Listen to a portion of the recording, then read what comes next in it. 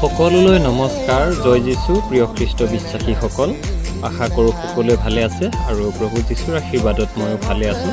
চ' মই আজি ওলালোঁ মোৰ ঘৰৰ কাষতে থকা এখন ৰিজৰ্টলৈ।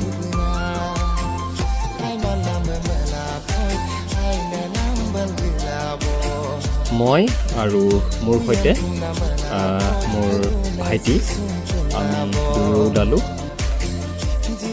আৰু আহি পালোহি ৰিজৰ্ট পোৱাৰ লগে লগে চিকিউৰিটিয়ে আমাক খুব ধুনীয়াকৈ এনেকৈ গেট খুলি দিলে আৰু আমি ভিতৰলৈ প্ৰৱেশ কৰিলোঁ। আৰু দেখিছোঁ ইফালে সিফালে খুব ধুনীয়াকৈ ফুল ৰুই থোৱা। আগতেও আহিছোঁ, আগতেও ইয়াত মই সৰু সৰু ভিডিঅ' বনাইছোঁ, কিন্তু হ'লেও আজিৰটো অকণমান বেলেগ।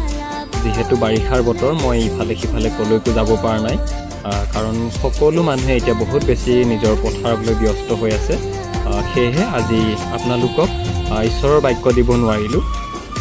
এই সৰু মিনি ব্লগটোৱে আপোনালোকলৈ আগবঢ়ালোঁ। যদি চাই ভাল পাইছে নিশ্চয় জনাব, আৰু কোন ঠাইৰ পৰা চাইছিলে সেয়াও জনাবলৈ নাপাহৰিব। এয়া হ'ল আমাৰ নামেৰি ৰাষ্ট্ৰীয় উদ্যানত থকা জিৰণি ৰিজৰ্টৰ কিছু দৃশ্য।